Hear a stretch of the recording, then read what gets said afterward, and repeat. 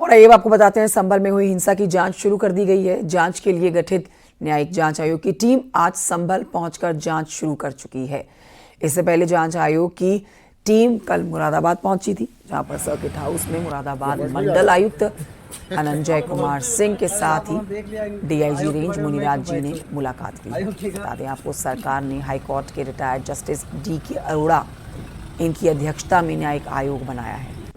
इस टीम में कई अधिकारी हैं। रिटायर्ड IAS अमित मोहन प्रसाद और यूपी के पूर्व DGP AK जैन इस टीम में शामिल हैं। संभल हिंसा सुनियोजित साजिश थी या फिर अचानक से हुई एक घटना, ये टीम इसी बात की जांच करेगी। इसके पीछे किन किन लोगों की भूमिका रही है, ये भी पता लगाया जाएगा। साथ ही ये भी पता लगाया जाएगा कि हिंसा से पहले और बाद में पुलिस और जिला प्रशासन की ओर से उठाए गए कदम सही थे या नहीं। नमस्कार।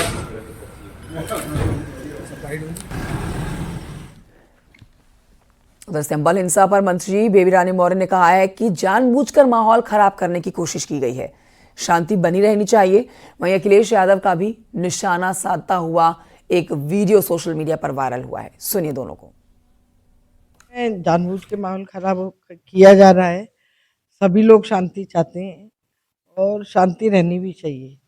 अगर हम शांति नहीं रखेंगे तो लोगों का नुकसान भी होता है। इसलिए हमारी सरकार, खासकर योगी जी की सरकार चाहती है कि वहाँ शांति बनी रहे, लोगों को राहत मिले, किसी का काम नहीं रुके, सारे कार्य होते। अखिलेश यादव कह रहे हैं कि जानबूझ के कराया गया दंगा था। अब ये अखिलेश यादव ही जाने, वो कह रहे हैं तो उन्होंने ही कराया होगा, इसीलिए वो कह रहे हैं। तो बेबी रानी मौर्य को आप सुन रहे थे, जिन्होंने संभल हिंसा के ऊपर तो दो टूक कहा ही, साथ ही अखिलेश यादव को भी निशाने पर लिया। संभल में जामा मस्जिद पर ASI का कंट्रोल नहीं है, ये आपको बड़ी जानकारी दे रहे हैं। देखिए, स्थानीय लोगों ने मस्जिद पर कब्जा कर रखा है, जो जानकारी मिल रही है। ASI को अपनी ही संपत्ति का निरीक्षण नहीं करने दिया गया है।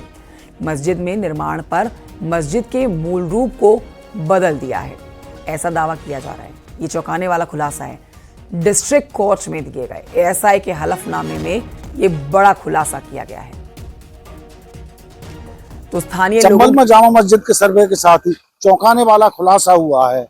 यहाँ पर ASI के वकील ने संभल कोर्ट में हलफनामा दाखिल किया है, जिसमें कहा गया है कि जामा मस्जिद पर ASI का कोई कंट्रोल नहीं है। यहाँ पर यहाँ के स्थानीय लोग जो हैं, मस्जिद के आसपास के लोग, वहाँ पर सर्वे नहीं करने देते, निरीक्षण नहीं करने देते। वहीं जामा मस्जिद के स्वरूप को भी बदला गया है, वहाँ पर निर्माण कार्य किया गया है, अब वो पुरातन स्वरूप में नहीं है। तीसरी बड़ी चीज ये है कि यहाँ पर जामा मस्जिद की सीढ़ियों पर एक रेलिंग लगवाई गई है, स्टील की जो रेलिंग है, इसको नियमता नहीं लगाया जा सकता। दरअसल में ASI के संरक्षण वाली जो भी संपत्तियां हैं, उनमें या उनके आसपास 100 मीटर तक कोई निर्माण कार्य नहीं हो सकता, कोई खनन नहीं हो सकता, ये नियम है। मगर बावजूद इसके यहाँ पर जामा मस्जिद का कंट्रोल ASI के हाथ से चला गया है। ASI के वकील विष्णु कुमार शर्मा ने संभल कोर्ट में दिए अपने हलफनामे में ये सारी बातें कही हैं। इस मामले में एक 2018 में जामा मस्जिद कमेटी के खिलाफ ASI ने एक मुकदमा भी दर्ज कराया था, जिसमें जो सीढ़ियां लगाने को लेकर था। हालांकि उसमें क्या हुआ ये तो बहुत साफ अभी नहीं है, लेकिन इतना तय है वहां जामा मस्जिद के स्वरूप को बदला गया है, वहां सीढ़ियां लगाई गई हैं और ASI को स्थानीय लोग सर्वे नहीं करने देते, वहां निरीक्षण नहीं करने देते उस जगह का। ये सारा इस हलफनामा में कहा गया है, जो बेहद चौंकाने वाला है। सुनील कुमार, न्यूज़ 18 संभल।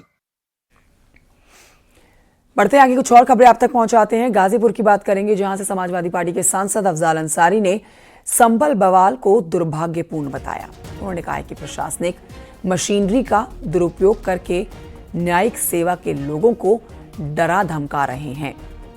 ये देश के लोकतंत्र के लिए खतरे का संकेत है।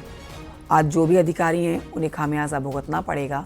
ये अंतिम सरकार नहीं है, इसके बाद भी सरकारें आएंगी। सत्ता में बैठे लोग स्थायी नहीं हैं, ये बदले जाएंगे।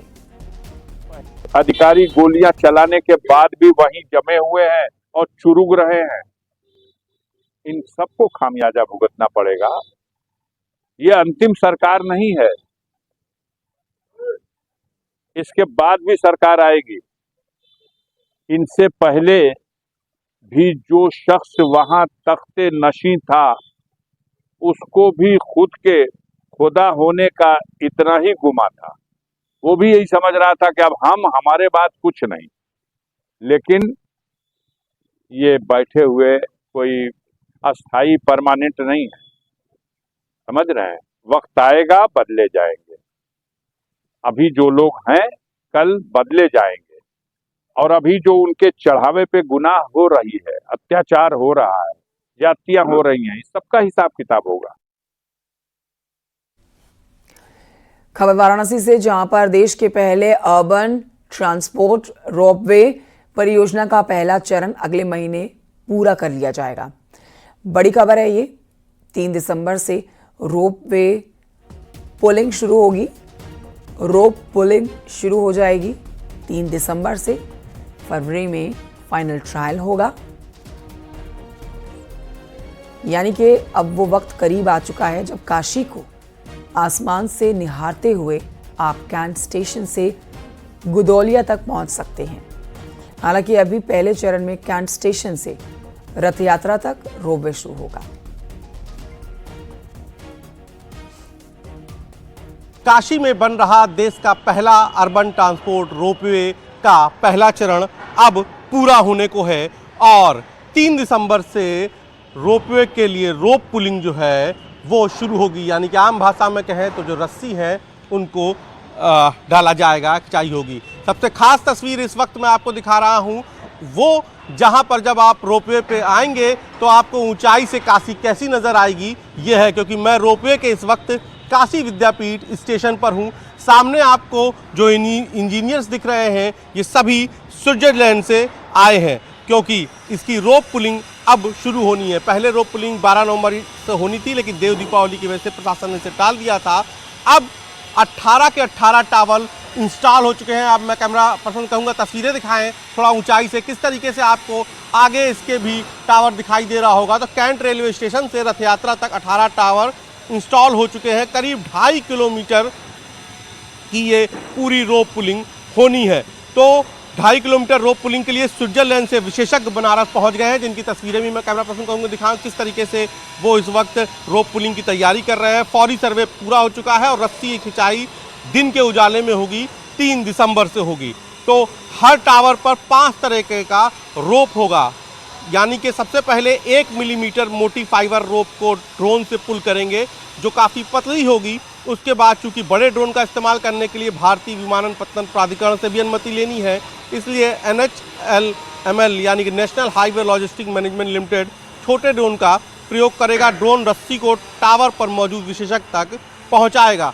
बारी बारी से 3 मिलीमीटर, 12 मिलीमीटर, 26 मिलीमीटर और 52 मिलीमीटर मोटी रस्सी लगाई जाएगी। रोप को नियंत्रित करने के लिए भारत माता मंदिर रोपवे स्टेशन के सामने यानी कि जहां मैं खड़ा हूं वहां पर 70 मीटर लंबा प्लेटफॉर्म ये बनाया गया है जो रोप की पुलिंग करेगा।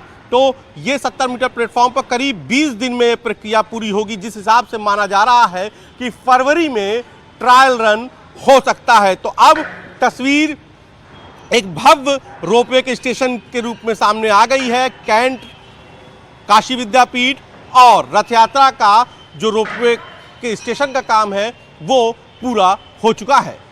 पंकज नक्शा, न्यूज़ 18 वाराणसी।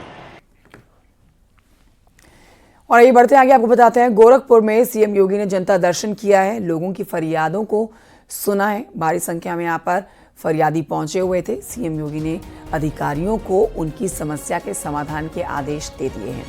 सीएम योगी के गोरखपुर के दौरे का आज दूसरा दिन है। सीएम योगी आज एक सामूहिक विवाह कार्यक्रम में शिरकत करने जा रहे हैं, जहां पर 1200 नवविवाहित जोड़ों को मुख्यमंत्री आशीर्वाद देंगे।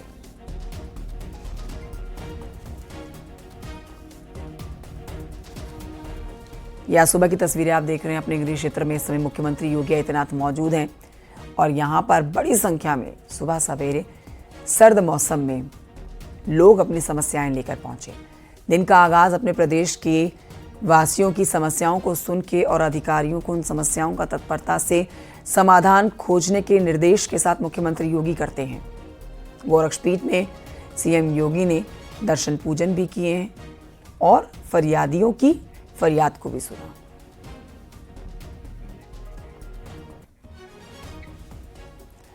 इस बीच आपको बताएं कि शनिवार को सीएम योगी आदित्यनाथ गोरखपुर में गीडा के 35वें स्थापना दिवस कार्यक्रम में भी पहुंचे।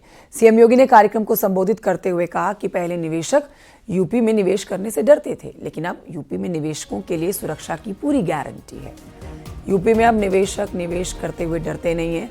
हमारे प्रदेश के युवाओं को भी इससे रोजगार मिलता है। सीएम योगी ने कहा कि पहले माफिया और गुंडा राज के कारण निवेशक यूपी में आते तो थे, लेकिन निवेश नहीं करते थे। 2017 के बाद से माफिया और गुंडा राज खत्म हुआ है।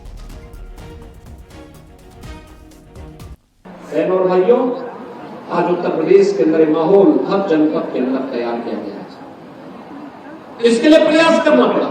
जो माफिया राज था, गुंडा राज था, भ्रष्टाचार था, इस पर प्रहार किया गया, सख्ती से इससे निपटा गया। आज परिणाम है उत्तर प्रदेश में लोग निवेश करने के लिए आ रहे हैं।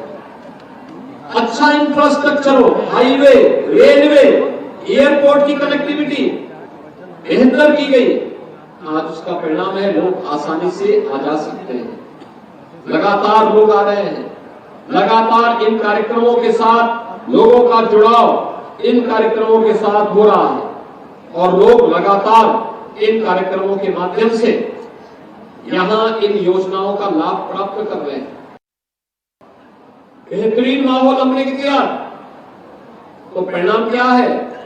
जिस उत्तर प्रदेश में कोई निवेश नहीं करता था, आज वहां 40 लाख करोड़ रुपए के निवेश के प्रस्ताव हमें प्राप्त हुए। 40 लाख का मतलब 40 लाख करोड़ रुपए के निवेश के प्रस्ताव का मतलब 1.5 करोड़ युवाओं को सीधे सीधे नौकरी की गारंटी। 1.5 करोड़ युवाओं को, यानी 150 लाख नौजवानों के लिए नौकरी की गारंटी। यह है सरकार के कार्य। अब 100-200 नहीं, ये लाखों में जा रही है नौकरी। हम लाखों नौजवानों को देंगे, किसी हाथ को खाली नहीं रहने देंगे, बेरोजगार नहीं रहने देंगे। हर हाथ को काम देंगे, हर हाथ को उसके अनुसार रोजगार उपलब्ध करवाएंगे। और उस दिशा में प्रयास, सार्थक प्रयास सरकार के स्तर पर, केंद्र और राज्य सरकार के स्तर पर प्रारंभ हुआ है। चंदौली से खबर, जहां पर निर्माणाधीन ट्रॉमा सेंटर का डिप्टी सीएम ब्रजेश पाठक ने निरीक्षण किया है। इस दौरान घटिया निर्माण को लेकर डिप्टी सीएम ने सवाल खड़े किए हैं। घटिया निर्माण को लेकर अफसरों को फटकार लगाई गई है। ईंट को बचाकर घटिया बताया गया है। सीएनडीएस के सहायक इंजीनियर को घटिया निर्माण को दिखाया गया। साथ ही कहा कि एक-एक चवन्नी की रिकवरी करेंगे। बोलो, ये अव्वल दर्जे की ईंटा है? अरे पूछो यार, यहाँ रिजेक्टेड यहाँ क्या कर रही है? ये साइड की बची हुई ईंटा है। रिजेक्टेड थोड़ी, रिजेक्टेड चट्टा अलग होता है, उसमें क्रॉस चिन्ह बनता है। बनाए हो क्रॉस चिन्ह, दिखाओ हमको। आवाज देखो तुम, अभी बजा देंगे तो टूट जाएगा। देख रहे हालत,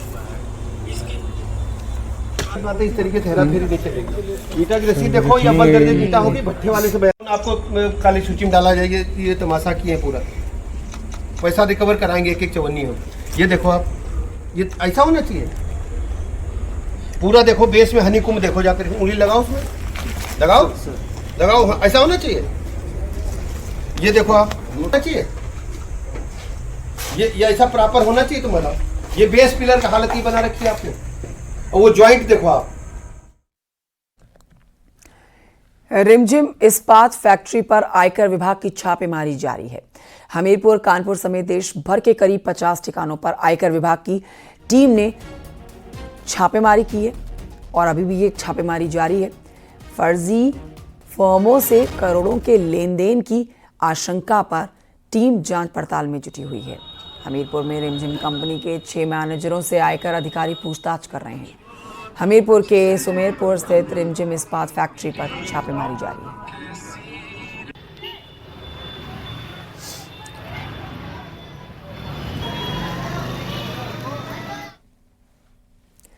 संभल से खबर, जहां पर ससुर दामाद के बीच में जमकर मारपीट हुई है। मारपीट की ये तस्वीरें भी आप देख रहे हैं, सोशल मीडिया पर ये तस्वीरें वायरल हो रही हैं।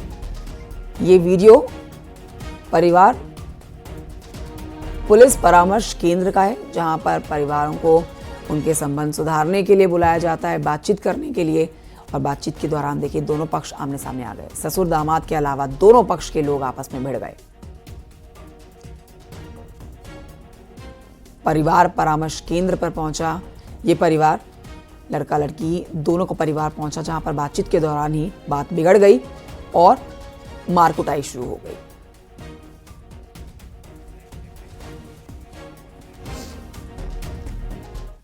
खबर आगरा से, जहां पर एक बार फिर से तेज रफ्तार का कहर देखने को मिला है। तेज रफ्तार दो बाइकों के आमने सामने की जबरदस्त भिड़ंत हो गई है और इस बीच दर्दनाक तरीके से 3 लोगों की मौत हो गई है। एक महिला भी घायल हुई है।